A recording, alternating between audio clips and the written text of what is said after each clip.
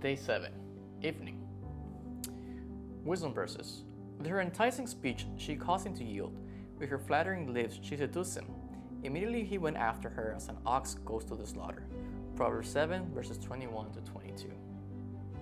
An amazing fact. In the United States, about 9 billion animals are slaughtered annually for food. Each year, Americans consume more than 13.6 million tons of beef.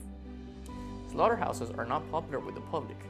Though most people enjoy eating the end product, there is an aversion to the gruesome process of killing animals.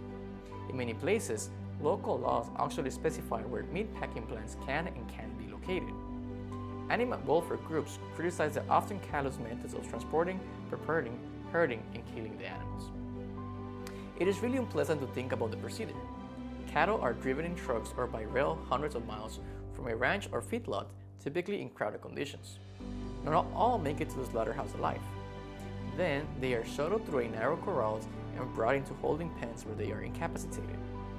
I didn't think much about this stuff when I ran a meat sales business in my Volkswagen many years back, but let's just say that after hanging the animal upside down and draining out most of the blood, butchers begin to do their grisly work.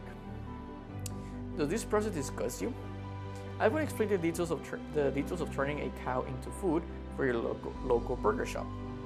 Most of my readers are thinking, stop talking about this.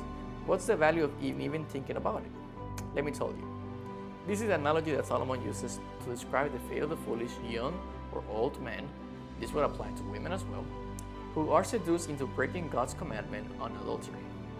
What seems like a flower-strewn pathway ends up being the road to hell. Solomon says of this foolish man that he immediately goes after her. In other words, he is controlled by his carnal nature and passions, not his rational brain. Like a bird flying into a net, he did not know it would cost his life, like verse 23 says. Sin confuses us into thinking about the moment and not the true end result.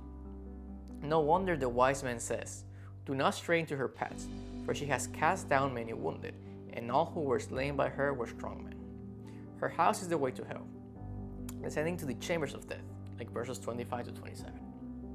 It is a one-way tunnel you don't ever want to enter. Lord, give me a clear vision for keeping my mind and heart always before you. May I never wander close to Satan's daily slaughterhouse. Thank you for joining us on Day 7 on this evening. Make sure that you like it and that you write in the comments the verse that spoke to you the most. So make sure that you keep on our accounts, that you keep following this account so that you are also up to date with every day's daily devotion. Thank you, have a nice evening, and may God bless you.